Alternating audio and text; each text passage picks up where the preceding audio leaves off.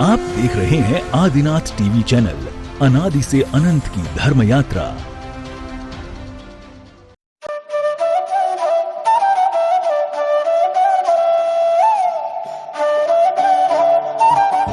इस कार्यक्रम के पुण्यार्जक हैं श्रीमती सरोज, श्री सुनील, प्रतीक जैन, आशिका जैन, अंकित एवं Khushboo Patodi, Arya, firm Saroj roofing private limited, Cochin. Shri Anil Jain, Shrimati Amita Jain, पुत्र एवं पुत्रवधू श्री शशांक जैन, श्रीमती प्रीति जैन, श्री तरुण जैन, श्रीमती अनुपमा जैन, पुत्री एवं दामाद श्री आलोक अग्रवाल, श्रीमती श्वेता अग्रवाल, दोहित्र एवं दोहित्री मितुल अग्रवाल, मानवी अग्रवाल, पौत्री सिमरन जैन, ईशानवी जैन, अहेली जैन, पौत्र संभव जैन, दुर्गापुर, पश्चिम बंगाल। श्री रमेश सरावगी, श्रीमती किरण सरावगी, श्री अनिल सरावगी, श्रीमती जयश्री सरावगी, श्री ऋषभ कुमार सरावगी, श्रीमती ऋषा सरावगी, श्री मयंक सरावगी, श्रीमती शैली सरावगी, श्री उमंग सरावगी, श्रीमती मेहुल सरावगी, श्री शुभम सरावगी, श्रीमती अवंतिका सरावगी, कुमारी सात्विकी, चिरंजीव एकांश, चिरंजीव यथार्थ Saraogi. Firm Saraogi Udyog private limited, Saraogi global private limited. Om रुको, बैठो जल्दी, लिख जाएगा जा। ओम।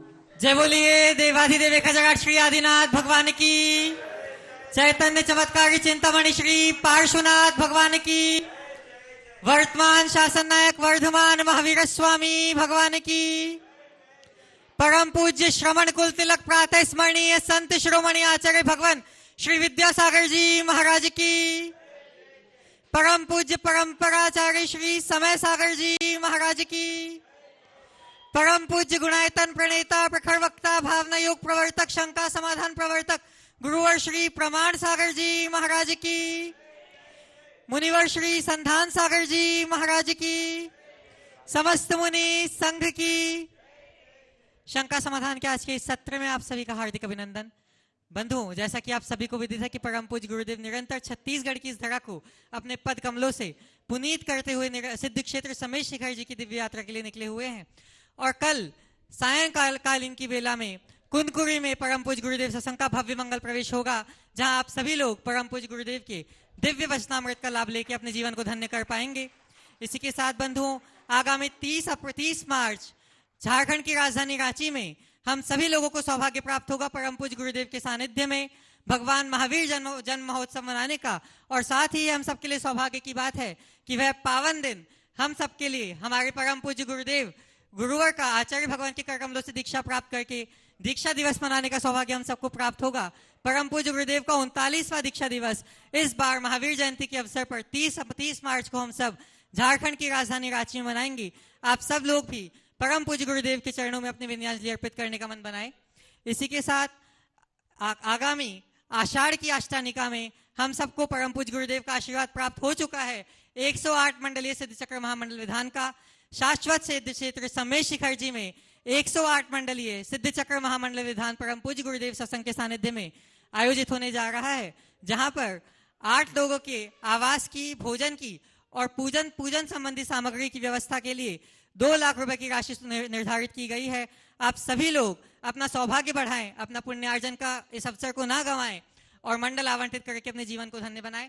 आज का यह सत्र प्रारंभ, उसके लिए हम चलते हैं परम पूज्य मुनिवर श्री संधान सागर जी महाराज के चरणों में और निवेदन करते हैं कि हे महाराज श्री, आपके माध्यम से अब प्रारंभ हो प्रश्नों का सिलसिला और हम सभी सीख सके जीवन जीने की कला। नमोस्तु महाराज जी।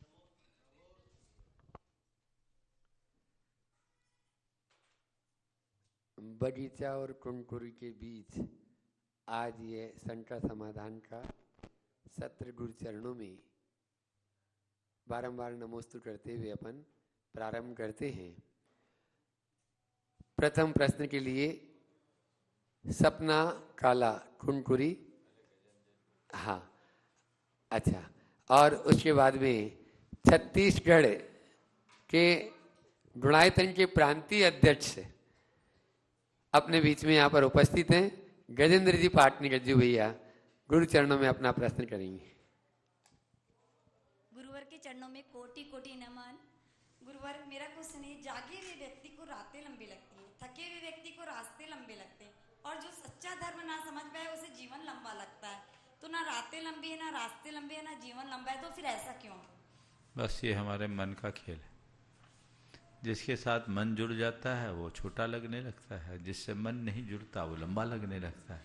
हम मन को जोड़े, सब चीजें आसान हो जाए। तो सच्चा धर्म कैसे नापना है? सच्चा धर्म सच्चे धर्म को पहचान लो, अपने आप रास्ता प्रशस्त हो जाएगा। ओ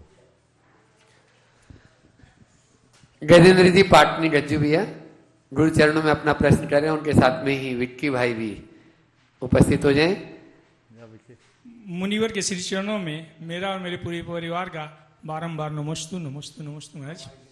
आज इस हरी भरी वादियों के बीच में, वर्षा और तूफान के बीच में मुनिश्री का विहार हो रहा है और आज हम सब यहाँ रुके हैं।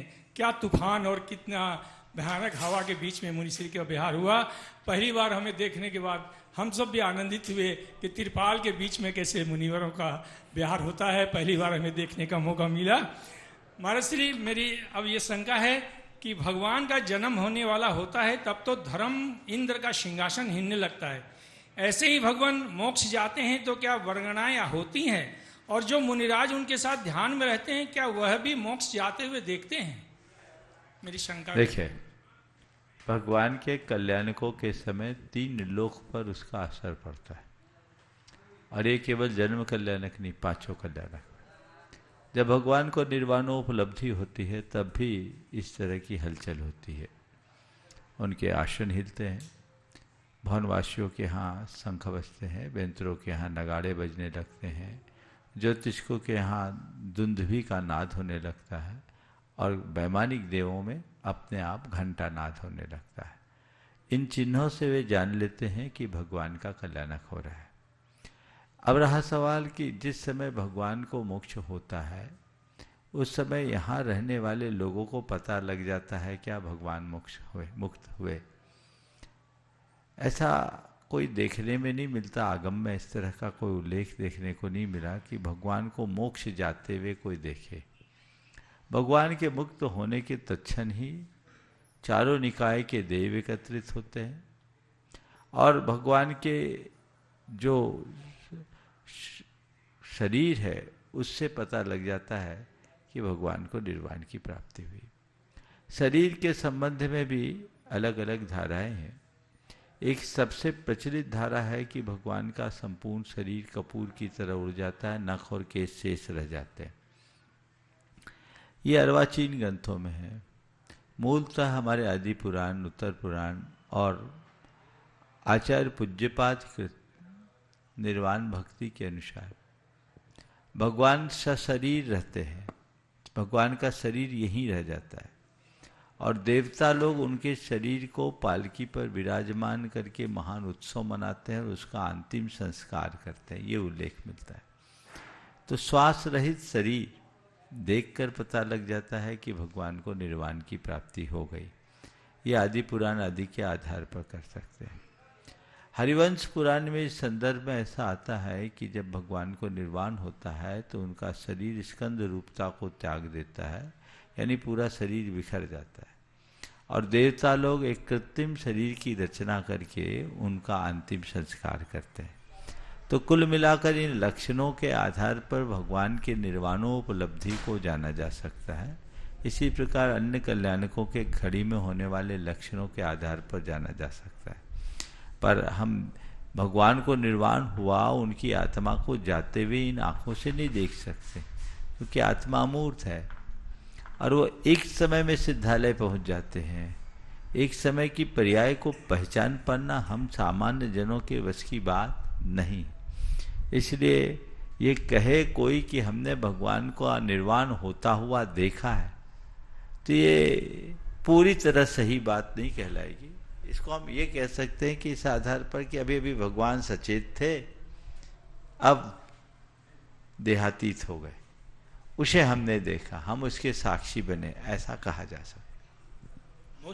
संजय, अजय जी बढ़ जाते, प्रश्न पूछने अनु जी बढ़ जाते, कुनकुरी वहीं पहुंच जाएं और तैयार रहेंगे। वैशाली सज्जन जी बढ़ जाते बगीचा। महाराष्ट्र के चरणों में बारंबार नमस्तु। महाराष्ट्र अभी कुछ दिन पहले हम लोग शिखर जी गए थे, वहाँ कई थैलियों में द्रव्य लेकर के गए थे जो पूरा चढ़ा नहीं पाए, वापस लेकर के आ गए, तो उसमें कोई निर्माल्य का दोष लगेगा क्या? आने के बाद भी उसको मंदिर में ही चढ़ाना है? ले गए थे तो बचाए का है भैया, चढ़ा ही आते। जा नहीं पाए, सब जगह दर्शन करने नहीं जा पाए। नहीं क्या? तो महाराज जी शाम को मतलब ऐसे वंदना करके नीचे आए, उसके बाद तो शाम के बाद चढ़ाते नहीं है द्रव्य। अगले दिन हम लोग निकल के आ गए। हाँ। तो वो जो द्रव्य बच गया उसके लिए पूछ रहे हैं महाराज जी। उसके लिए चूंकि सम्मेद शिखर के निमित्त से लेके गए थे, तो सम्मेद शिखर जी में ही किसी मंदिर के द्रव्य भंडार में समर्पित कर देते कि भैया ये किसी के काम में आ जाएगा। हमारी पूजा अर्चा होगी, अब शाम हो गई, हम द्रव्य तो नहीं चढ़ा सकते, पर मंदिर को द्रव्य दान तो दे सकते हैं ना। बेहतर यही था। अब ले आए तो यहाँ मंदिर के द्रव्य भंडार में दे दीजिए। नहीं, फिर सुबह उठ के जल्दी उठ के मैं एक मंदिर गई, वहाँ पूजा की, पूरे द्रव्य इस चढ़ाए। बहाने पूजन हो गई। अच्छे से, ठीक है। अनु जी बढ़ जाते हैं, अपना प्रश्न कर रहे हैं, और उसके बाद में सज्जन जी वैशाली जी बढ़ जाते हैं। दोनों मुनि राजों के चरणों में मेरा कोटि कोटि नमन। बोलो। महाराज जी मैं ये पूछ रही हूँ कि हमें पूजा सामूहिक करनी चाहिए या अकेले करनी चाहिए? क्योंकि अगर 4 लोग एक साथ एक ही थाली में पूजा करते तो सबके भाव अलग अलग होते हैं। एक ही प्लेट में अगर 4 लोग अलग चढ़ा रहे हैं तो अरे तुमने ऐसे कर दिया, इसमें तुमने ये लाइन नहीं बोली, ये नहीं, तो थोड़े भाव में मतलब बाधा होती है। तो ऐसे देखिए, में क्या पूजा करना चाहिए? भगवान के साथ अपना संवाद है, और मैं तो कहता हूँ पूजन में हमारे और भगवान के बीच कोई दूसरा होना ही नहीं चाहिए। हम अकेले करें तो क्या बुराई। वही मैं पूछ। हाँ, कहीं सामूहिक व्यवस्था हो तो वहाँ सामूहिक कर ले, ऐसे अकेले करे तो ज़्यादा एकाग्रता हो सकती है, जिसमें ज़्यादा मन लगे वो काम करे। और महाराज जी विधान वगैरह में जब करते तब तो हमें सामूहिक करनी वो तो होती है। व्यवस्था ही है। तो क्या हमें अपना द्रव्य लेके जाना चाहिए या अभी जो विधान करता है उसके? उत्तम तो यह है कि आप अगर अपना घर से द्रव्य ले करके जाए तो और उत्तम। नमस्ते महाराज। ओ सज्जन जी वैशाली जी बढ़ जाते हैं बगीचा, और तैयार है इन्हीं के साथ में सीमा जी डिम्पल जी बढ़ जाते हैं जसपुर भी साथ में हो जाए। नमोस्तु महाराज जी, नमोस्तु महाराज जी, नमोस्तु महाराज जी। महाराज जी आज के डिजिटल युग में मोबाइल, सोशल मीडिया और ओटीटी पर अनजाने में हिंसक और अशुद्ध सामग्री सामने आ जाते हैं। गृहस्थ जीवन में रहते हुए हम दृष्टि और मन की पवित्रता कैसे बनाए रखें? क्या इसका भी कर्म बंद होता है? मैं तो कहता हूँ ऐसे एप्लीकेशंस का उपयोग ही नहीं करें जो कि इस तरह के दृश्य आए। अगर आते हैं, खासकर ऐड में आते हैं, आप तुरंत स्किप कीजिए, उसको देखने की कोशिश ही न कीजिए, क्योंकि देखने में भी किसी न किसी प्रकार से हमारी अनुमोदना हो जाती है जो हमारे लिए दोषकारक। महाराज जी के चरणों में नमोस्तु नमोस्तु नमोस्तु। गुरुदेव, संयुक्त परिवार में रहते हुए कई बार वातावरण आध्यात्मिक साधन के अनुकूल नहीं होता। घर में टीवी, उत्सव, भोग विलास चलता रहता है। ऐसे में श्रावक गुरुदेव, संयुक्त परिवार में रहते हुए कई बार वातावरण आध्यात्मिक साधना के अनुकूल नहीं होता। घर में टीवी, उत्सव, भोग विलास चलता रहता है। ऐसे में श्रावक अपनी साधना और परिवार के साथ सामंजस्य कैसे बनाए? देखो भाई, आप व्रती हो, आप साधक हो, पूरा परिवार तो साधक नहीं है ना। तो परिवार के लोगों को परिवार की तरह चलने दीजिए, आप अपना काम अपने कीजिए। एक बहन जी व्रती, अब उनका बेटा आलू प्याज सब खाए, भोजन बन रहा था। उनकी सहेली ने देखा कि आप व्रती, आपका बेटा आलू प्याज खाता है, आपके किचन में आलू प्याज बनता है, क्या ये ठीक है? बहन जी ने जो उत्तर दिया वो बहुत ध्यान देने योग्य। उसने कहा, मैं व्रती हूँ, मेरा परिवार व्रती थोड़ी है। मैं अपना व्रत का पालन करती हूँ और परिवार के प्रति मैं इसलिए आभारी हूँ क्योंकि परिवार मेरे व्रतों में सहयोग करता है। लेकिन बाकी के रुचि का ध्यान रखना भी मेरी जिम्मेदारी है। मुझे भी अपने जीवन के एक लंबे समय के बाद समझ में आया तो मैं व्रती बनी। जिस दिन उसको समझ में आएगा वो भी व्रती बन जाएगा। तो वो खाता है तो कहाँ खाएगा, उसको खिलाना पड़ता है, उसको खिलाते हैं, हमें इसमें कोई दोष नहीं दिखता। इसका इतना पॉजिटिव प्रभाव पड़ा, बच्चे ने सुना तो उसी दिन से कहा कि माँ अब तुमको मेरे लिए बनाने की जरूरत नहीं पड़ेगी, मैं आज से नियम लेता हूं कि घर में ये चीजें मैं खाऊंगा ही नहीं। ये एक सकारात्मक पहल थी, लड़के ने खाना बंद कर दिया। आगे चल करके तो उसने अचार पापड़ भी खाना बंद कर दिया कि मेरे पीछे तुम्हें अलग से बनाने की जरूरत नहीं।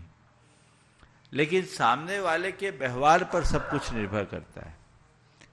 ज्यादातर लोग ऐसे प्रकरणों में चीखा चिल्ली कर देते हैं, और हम व्रती हैं तो पूरे घर को व्रती बनाना चाहते हैं, हम साधक हैं तो हम पूरे घर को साधक बनाना चाहते हैं। ये उचित नहीं। आप अपनी तरह से जीवन जिए, परिवार को अपनी भांति जीने दीजिए।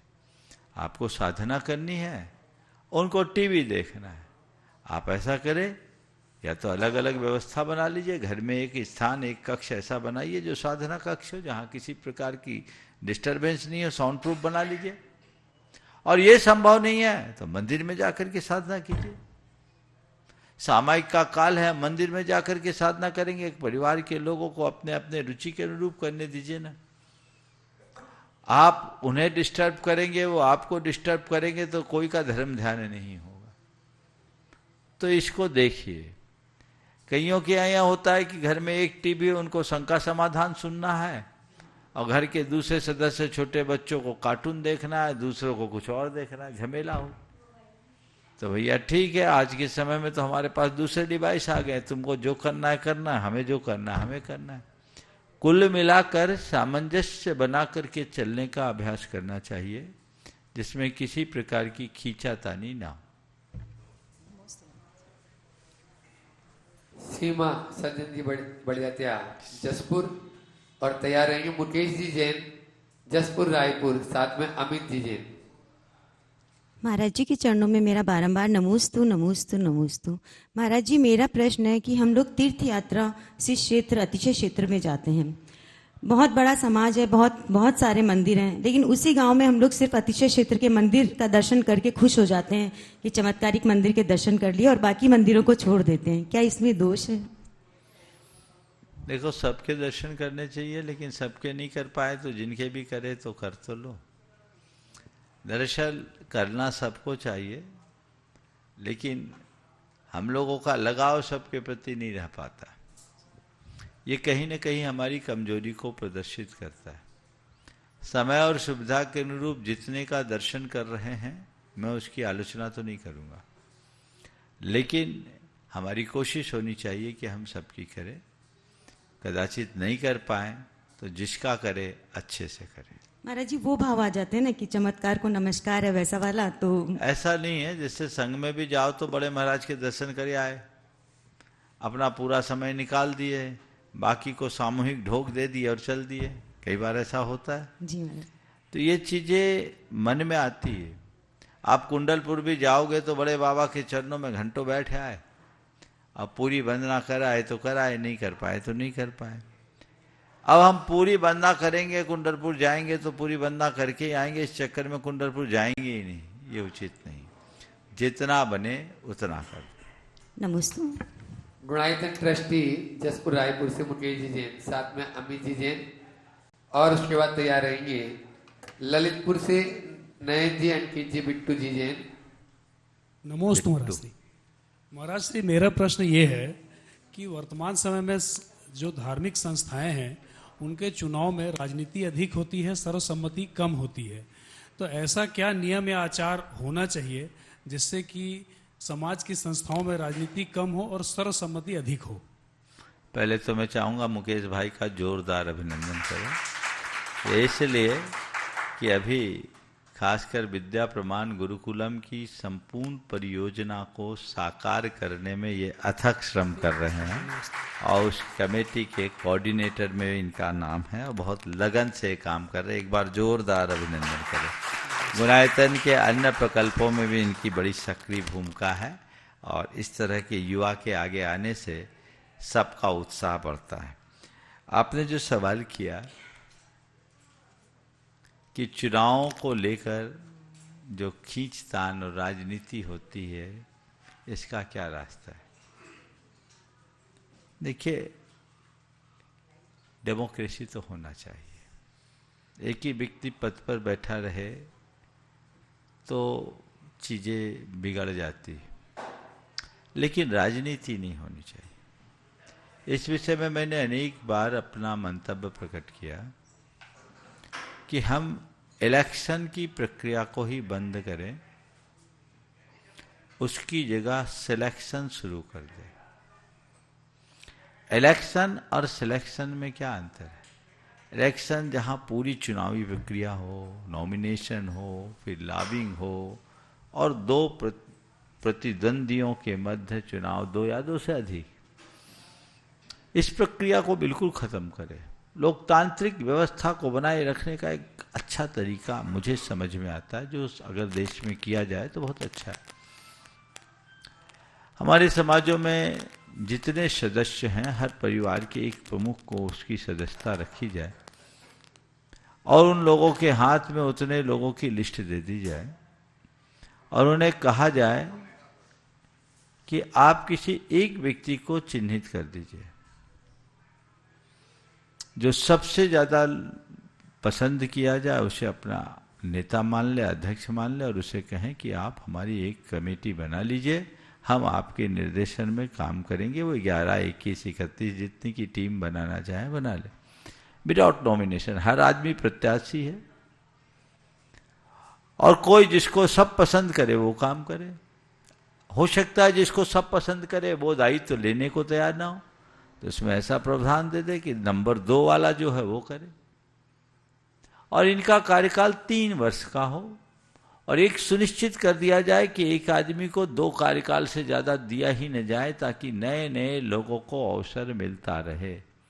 हमारे समाज में ऐसा देखा जाता है कि कुछ लोग पद पर बैठ जाते हैं, वो आखिरी तक बैठे रहते हैं और उनके पीछे वाले तब तक बूढ़े हो जाते हैं, मौका ही नहीं मिल पाता। ये उचित नहीं है। परिवर्तन आना चाहिए और स्वस्थ परंपरा की शुरुआत होनी चाहिए। अगर इस तरह का प्रयोग किया जाए तो कहीं भी समाज में खींचातानी नहीं हो पाएगी और लोकतांत्रिक व्यवस्था भी बनेगी। आप कह सकते हैं कि जहां बहुत बड़ी समाज हो, हजारों परिवार हो, वहां क्या करें? हम बोले उसके लिए भी सोचा जा सकता है, सर्वसम्मति का वातावरण बनाया जा सकता है, अन्य प्रक्रियाएं पर सोचा जा सकता है, पर पहले छोटी छोटी संस्थाओं और समाजों में तो ऐसा करना शुरू करें, उसके रास्ते पर भी और बनाया जा सकता है और उसको भी छोटे छोटे ग्रुपों में बांट करके चुना जा सकता है। तो इस तरह की प्रक्रियाएं हो जाए तो बहुत अच्छे से काम हो सकता है। हमें इसकी ठोस कार्य योजना बनानी चाहिए और पूरे देश में एक ऐसा विधान बन जाए कि हमारे देश की सभी संस्थाओं का चुनाव इसी प्रक्रिया के तहत हो, तो मैं समझता हूँ हमारी समाज की रौनक अपने आप बढ़ेगी, गौरव भी बढ़ेगा, गरिमा भी बढ़ेगी और राजनीतिक खींचातानी भी घटेगी। नमोस्तु। ओ बिहार में पूर्ण तन मन से चल रहे हैं ऐसे नयन जी, अंकित जी, बिट्टू जी जैन ललितपुर। हाँ, अमित भाई भी आज अपने बीच में रायपुर जसपुर से हैं, वे अपना प्रश्न गुरु चरणों में करेंगे। जो है मुनि चरणों में नमोस्तु नमोस्तु नमोस्तु। महाराज श्री, मेरा प्रश्न यह है कि प्राचीन समय में बालक बालिकाओं की शिक्षा अलग अलग होती थी, जबकि आज को एजुकेशन को इसलिए आवश्यक माना जाता है कि भविष्य में सामाजिक व्यवसायिक जीवन में आपसी संवाद में हेजिटेशन न रहे। फिर से बोलो। प्राचीन समय में बालक बालिकाओं की शिक्षा अलग अलग होती थी, जबकि आज को एजुकेशन को इसलिए आवश्यक माना जाता है कि भविष्य में सामाजिक और व्यावसायिक जीवन में आपसी संवाद में हेजिटेशन न रहे। इस संबंध में कृपया आप मार्गदर्शन दें।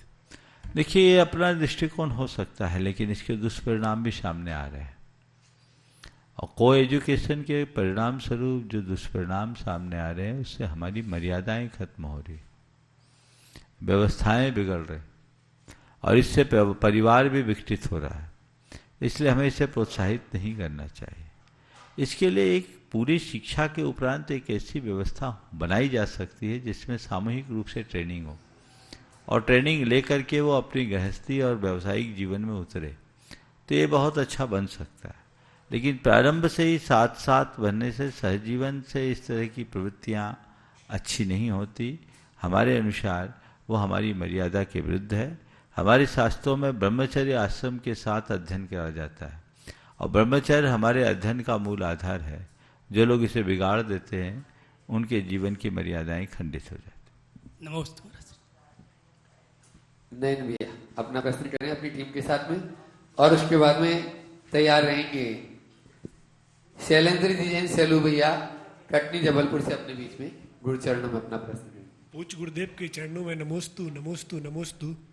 गुरुदेव, यथा मम जीवनम प्रियम तथा सर्वेषां जीवितम प्रियम, तस्मात् सर्वभूतेषु अहिंसा एव परम धर्म। जैसे मुझे अपना जीवन प्रिय है, वैसे ही सभी जीवों को अपना जीवन प्रिय है, इसलिए सभी प्राणियों के प्रति अहिंसा ही सर्वोच्च धर्म है। गुरुदेव, तो हम युवा वर्ग जैसे अजैन व्यक्तियों से मिलते हैं और अन्य समाज की व्यक्तियों से मिलते हैं, तो उन्हें कैसे बताएं कि अहिंसा ही सर्वोच्च धर्म है, शाकाहारी सर्वोत्तम आहार है? बहुत अच्छा सवाल है। अहिंसा और शाकाहारी की सर्वोत्तमता को बताने के लिए हम क्या करें? हम लोगों को के हृदय में संवेदना जगाएं। संवेदनशीलता उनके हृदय में जगनी चाहिए। ओम। उन्हें हम बताएं कि हम हैं क्या, हमारे प्राणों का मूल्य क्या है, हमारे प्राणों का महत्व क्या है। हम केवल अपनी बात तक सीमित न रहें, अपने साथ औरों की बात का भी ख्याल रखें। यदि हम आत्मसत्ता की बात और आत्मशामी की बात लोगों के हृदय में बिठाएं, तभी वे अहिंसा को आत्मसात कर पाएंगे। उन्हें हम बताएं कि हमें एक छोटा सा कांटा चुभता है तो कितनी वेदना होती है। किसी प्राणी के गर्दन में छुरी चलेगी तो उसकी वेदना को भी तो समझने की कोशिश करें। पशु पक्षी बेजुबान हैं पर बेजान तो नहीं। जब हम किसी को जीवन दे नहीं सकते तो जीवन लेने का भी हमें हक नहीं है। हमारा धर्म जियो और जीने दो का है। भावनात्मक रूप से उन्हें जोड़कर हम अहिंसा के साथ जोड़ सकते हैं। शाकाहार के संदर्भ में हम एक बात और जोड़ें, उन्हें धार्मिक दृष्टि से समझाने के साथ साथ आहार विज्ञान की दृष्टि से भी बात बताने की कोशिश करें। जब हम उन्हें आहार विज्ञान के साथ बताएंगे तो उन्हें समझ में आएगा कि हमारे स्वास्थ्य के लिए कितना उपयोगी है और शाकाहारी जीवन का कितना मूल्य और महत्व है। इस तरीके का प्रयास सबको करना चाहिए।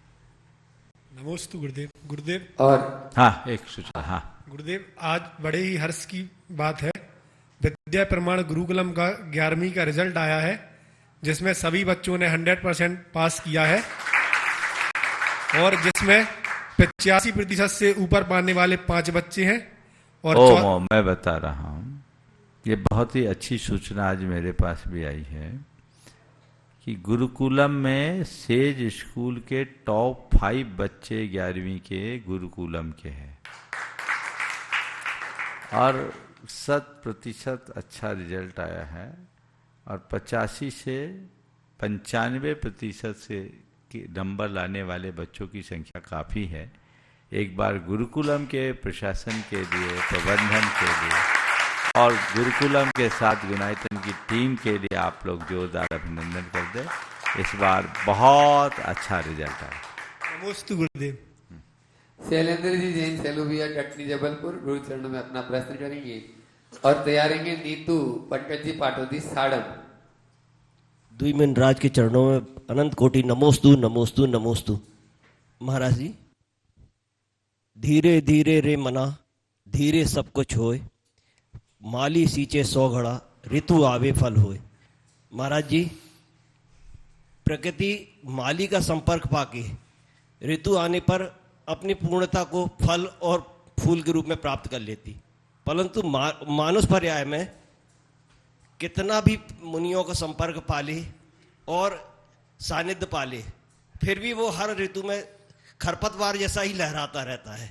महाराज जी, ऐसा क्या करे कि हमारे जीवन में भी सम्यक दर्शन जैसे उद्यान में सम्यक ज्ञान जैसा फूल और सम्यक चारित्र जैसा फल प्राप्त हो।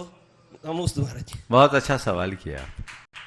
देखिए, पेड़ पौधों के साथ ऋतु में फूल फल लग जाते हैं, उसकी एक ही वजह दिखती है कि वे अपने जड़ों से जुड़े रहते हैं। उनकी जड़ें गहरी होती हैं। जो जड़ों से जुड़े हैं,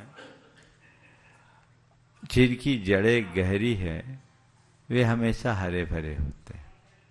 पर मनुष्यों के जीवन की विडंबना कुछ ये है कि वे अपने जड़ों से ही विमुख हो गए, जड़ों से ही दूर हो गए। और जब हम जड़ से दूर हो जाएंगे तो हमारे अंदर धर्म का फूल फल लगेगा कैसे? न तो ज्ञान के फूल खिलेंगे, न चारित्र का फल मिलेगा।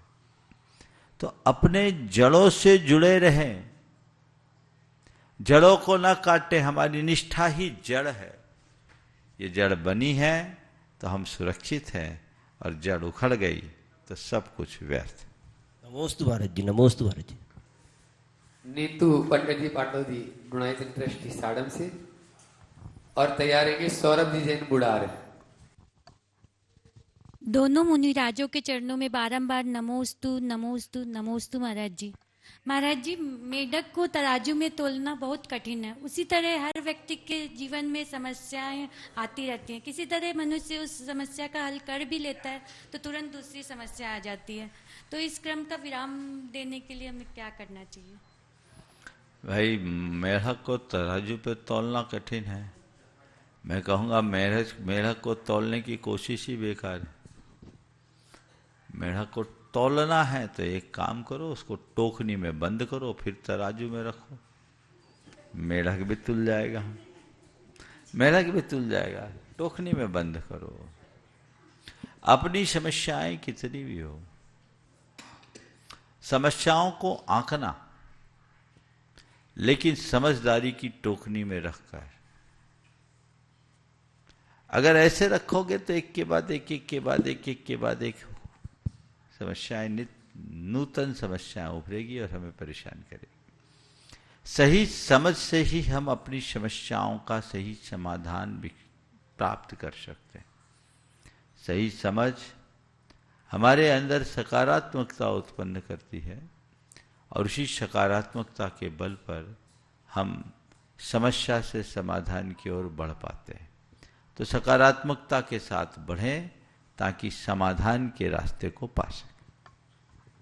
सौरभ जी जैन बुढ़ार नीतू अपने पूरी बुढ़ार टीम के साथ हैं, जिन्होंने अभी एक ऐतिहासिक पंचकल्याण वहां संपन्न कराने में अपना बहुत बड़ा सहयोग किया है। जोरदार ताली बजा दीजिए पूरी टीम के लिए। नीतू भी पंकज, अच्छा नीतू के लिए पंकज जी पाटोदी साहब अपना प्रश्न नमस्ते महाराज श्री। हमारे जीवन में ओमकार का क्या महत्व है? देखिए, ओंकार को प्रणवनाद का है। इसकी उत्पत्ति सीधे नाभि से होती है, और जब हम ओंकार का उच्चारण करते हैं तो हमारा ब्रह्मरंध्र खुल जाता है। ये हमारे संपूर्ण स्नायु तंत्र को सक्रिय कर देता है, नाड़ी तंत्र को ठीक करता है, और ओंकार के नाद से हमारे अंदर अल्फा तरंगे बहुत तेजी से सक्रिय होती है। तो ये ओंकार हमारे अंदर की सकारात्मकता को विकसित करता है। ओंकार एक ध्वनि है, जिसे अनाहत नाद के रूप में कहा गया है। जैन धर्म के अनुसार तीर्थंकरों की वाणी ओंकारमय होती, इसलिए ओंकार को संपूर्ण वांग्मय का आधार माना जाता है। ओंकार अ, उ और म से बना है। अ यानी अधोलोक, उ यानी ऊर्ध्वलोक, और म यानी मध्यलोक। अधोलोक का अ, ऊर्ध्वलोक का उ और मध्यलोक का म मिला लें तो ओम बन जाता है। ओंकार को पंच परमेष्टि का भी प्रतीक माना जाता है। अरहंत का सिद्ध को अशरीरी कहते हैं, वो अ, आचार्य का आ, उपाध्याय का उ, और साधु यानी मुनि का म मिला दें तो ओम बन जाता है। तो हम ओम की नाद करते हैं तो संपूर्ण वांग्मय की स्मृति होती है। ओम का नाद करते हैं तो पंच परमेष्टि की आराधना होती है, और ओम का नाद करते हैं तो संपूर्ण लोक का सत्कार हो जाता है। इसलिए हम ओंकार को इतना महत्व देते हैं।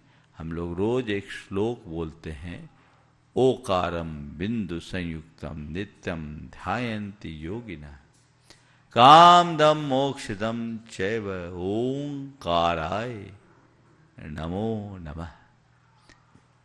ओकार में बिंदु से संयुक्त ओंकार को योगीगण नित्य ध्याते हैं, जो काम देने वाला है, यानी हमारी कामनाओं की पूर्ति भी करता है और मोक्ष भी देता है, यानी जो पुण्य और मोक्ष दोनों की वृद्धि करने वाला है वो ओंकार है।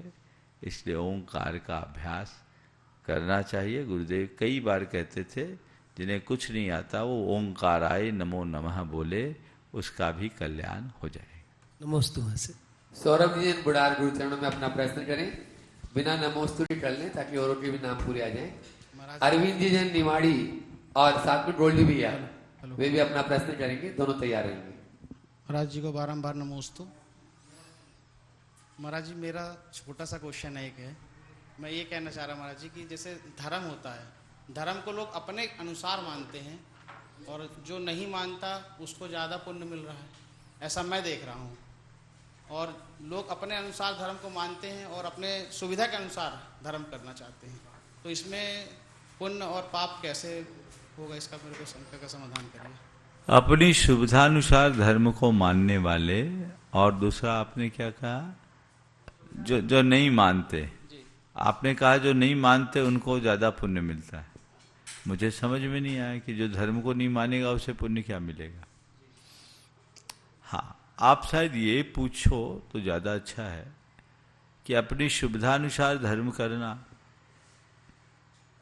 अथवा धर्म की मान्यता के अनुसार धर्म करना, दोनों में पुण्य किसमें ज्यादा है, ऐसा तो नहीं पूछना चाह, यही पूछना चाह। तो पहले तो मुझे सवाल सुधारना पड़ा। देखिए, अपनी सुविधानुसार धर्म करने में भले व्यक्ति की तन्मयता अधिक है, पर कहीं न कहीं उसकी निष्ठा की दुर्बलता दिखती है, उसे उतना लाभ नहीं होगा। लेकिन धर्म की अवधारणा के अनुसार धर्म करे, अल्प भी करे, तो उसे ज्यादा फल मिलेगा। इसका शास्त्रीय प्रमाण है। शास्त्रों में ऐसा लिखा है कि चतुर्थ काल में कोई मुनि 1000 वर्ष में तप करके जो कर्म खपाता है, पंचम काल में वही सब कर्म 1 वर्ष में खपा लेता है। मतलब क्या हुआ, चतुर्थ काल में सारी फैसिलिटीज थी तब तुमने तपस्या की, पंचम काल में बिना फैसिलिटी की तपस्या की। तो अपनी सुविधाओं के अनुसार धर्म को ढालना, धर्म करना हमारी कमजोरी को दर्शाता है, और धर्म की बुनियादी सिद्धांतों के अनुरूप स्वयं को ढालना हमारी निष्ठा की सबलता का प्रमाण दिखाता है। महाराज जी, तो आज की जो पीढ़ी है वो इस चीज को देख रही है, तो वो कैसे इस चीज को, मैं बता रहा हूं। अब सवाल आपका दूसरा आ गया कि फिर ऐसे पे क्या करे, तो मैं आपसे पुनः कहता हूं, धर्म में सबसे प्रमुख है निष्ठा। निष्ठा हमारी प्राथमिकता तय करती है।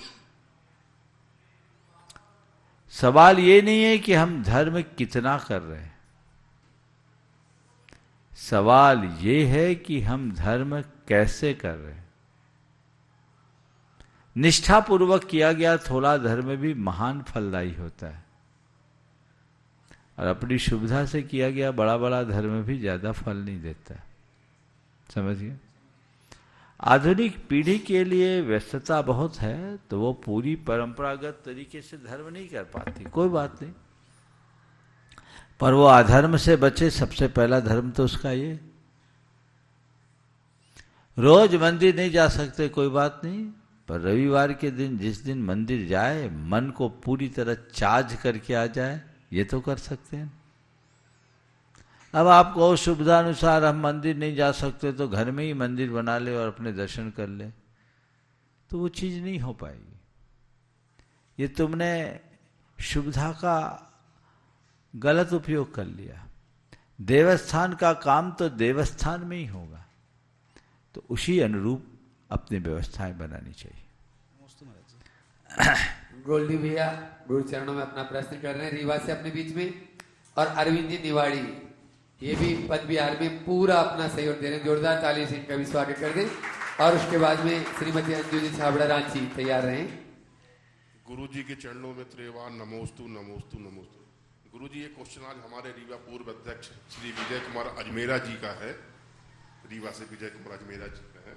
उनका पूछना ये कहना, मतलब आपसे उनकी जिज्ञासा है, गुरु जी मेरे जीवन में वो इंसान सदैव पूजनीय रहेंगे जिन्होंने वक्त आने पर हमारा साथ दिया पर ज्ञान नहीं दिया, उनका हम ऋण कैसे चुकाएं? मेरे लिए वह इंसान सदैव पूजनीय रहेंगे जिन्होंने वक्त आने पर साथ दिया, ज्ञान नहीं दिया, उनका ऋण हम कैसे चुकाएं? मैं तो कहता हूं उनकी जिंदगी भर ऋणी बने रहो, ऋण चुकाने की कोशिश ही ना करो। हमेशा सोचो कि इन्होंने बुरे वक्त पे मेरा साथ दिया, उनको आदर दो, उनको बहुमान दो, उनको श्रेय दो, यही उनके ऋण चुकाने का एक आधार है। श्रीमती अंजू छाबड़ा रांची और उसके बाद तैयारी में रत्नेश जैन कंचन विहार जबलपुर। दोनों मुनिराजों के चरणों में बारंबार नमोस्तु नमोस्तु नमोस्तु। शुल्लक जी के चरणों में इक्षामी। महाराज जी, आजकल घरों में कुलाचार के पालन में स्थिलाचार आ गया है। आजकल के बच्चों को अशुद्धि के बारे में कैसे समझाएं?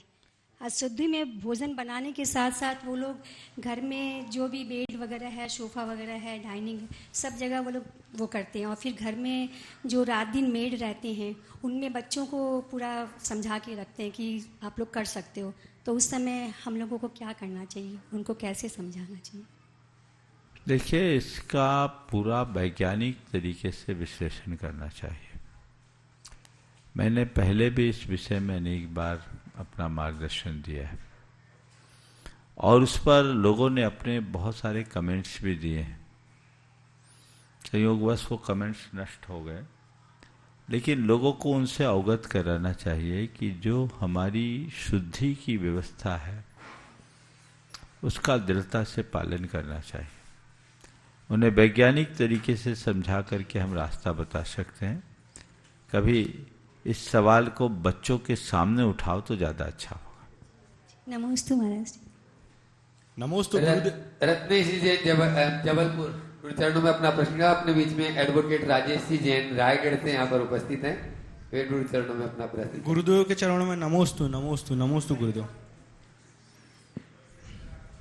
गुरुदेव, आज के समय में देखा जा रहा है कि बहुत सारे समाजों में नए नए मंदिरों का निर्माण हो रहा है।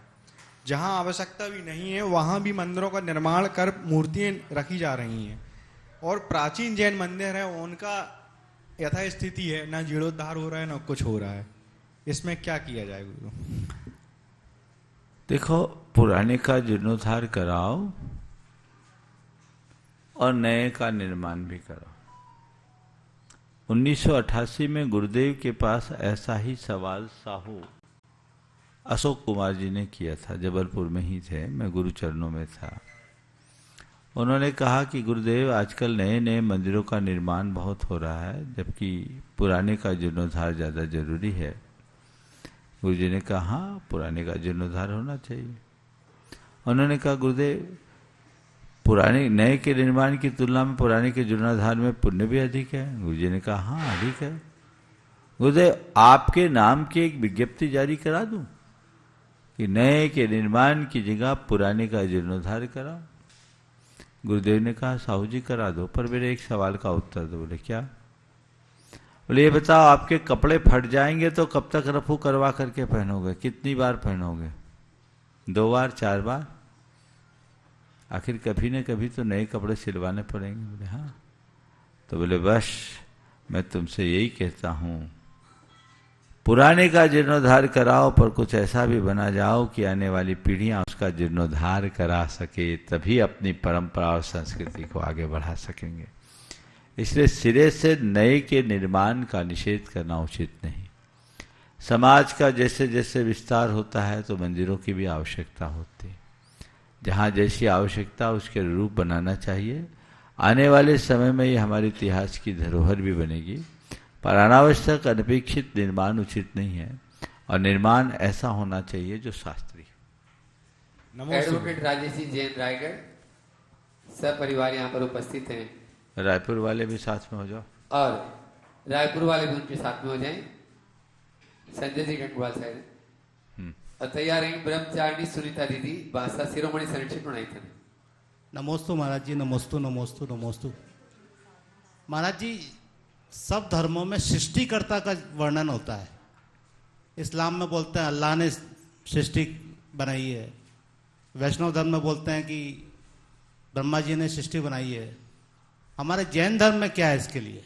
जैन धर्म कहता है सृष्टि शाश्वत है, इसका न कोई करता है न कोई हरता है, ये अमिट और अनादि है, अनादि अनिधन है। सृष्टि को किसी ने नहीं बनाया, अनादि से है, अनंत काल तक रहे। सृष्टि का जो परिवर्तन है वो स्वाभाविक है, क्योंकि सृष्टि में जितने भी पदार्थ हैं उनमें 3 विशेषताएं, उत्पाद, व्यय और ध्रुव। हर क्षण उसमें नई नई अवस्थाएं उत्पन्न होती है और उसी समय पुरानी अवस्थाओं का विनाश होता है। नई की उत्पत्ति और पुरानी के विनाश के बाद भी उनका मूल स्वरूप जो का त्यों रहता है, इसको बोलते हैं ध्रुव। और इसी परिवर्तन के कारण संसार चलता है, इसे कोई बदलने वाला नहीं। संजय जी अपना प्रश्न गुरु चरणों कर रहे हैं और दीदी तैयार है। मुनिद्वय के चरणों में 12 बार नमस्तु। गुरुवर, मंत्रों का उद्भव कब और कैसे हुआ, इसका क्या आधार है और क्या इसके लिए विशेष गुण की आवश्यकता होती है?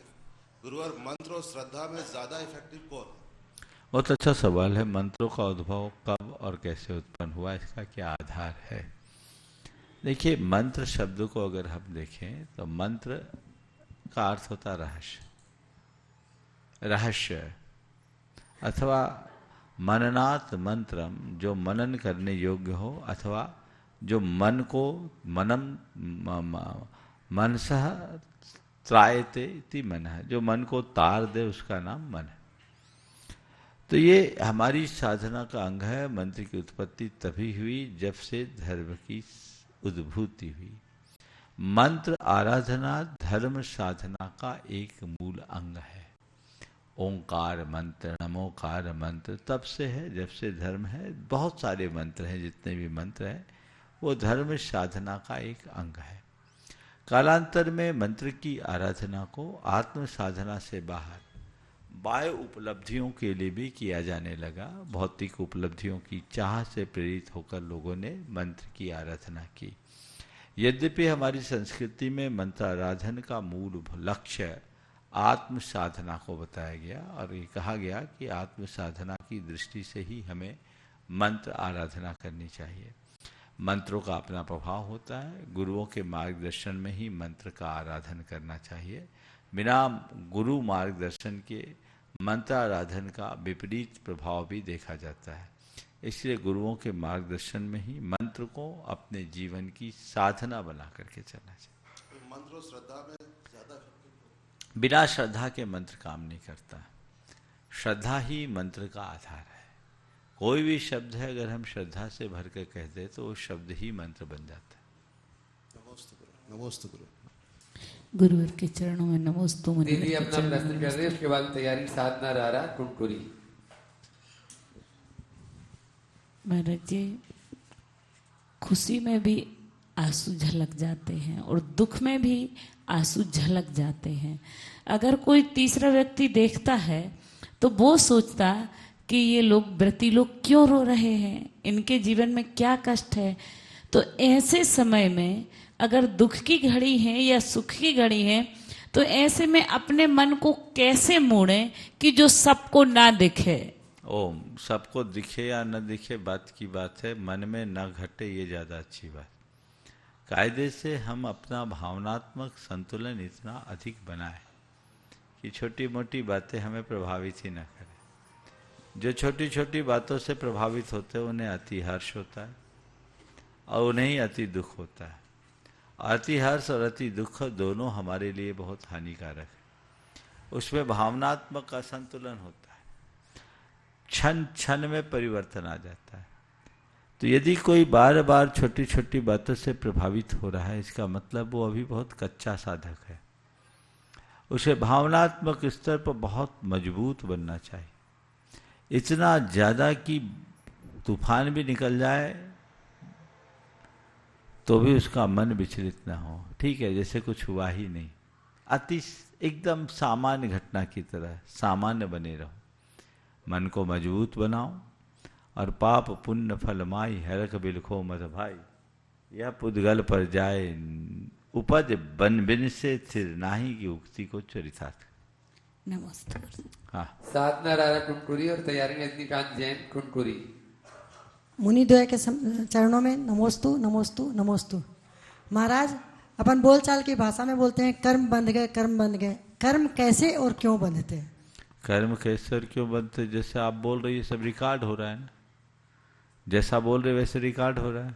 ऐसे हम जैसी प्रवृत्ति करते हैं वैसे कर्म के संस्कार हमारी आत्मा में जुड़ जाते हैं।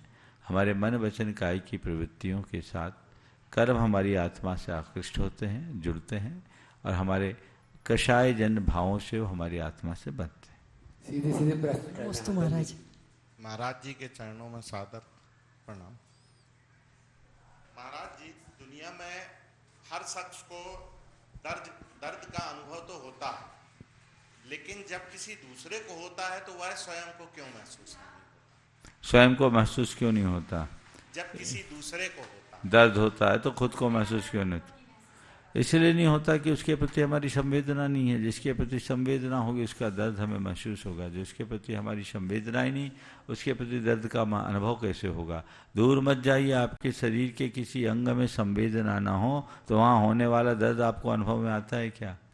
जब अपने शरीर में ही घटित दर्द अगर संवेदन शून्य हो जाए वो स्थल, तो उसका अनुभव नहीं होता, तो दूसरे के प्रति जिनके प्रति हमारे मन में संवेदना नहीं कैसे होगा?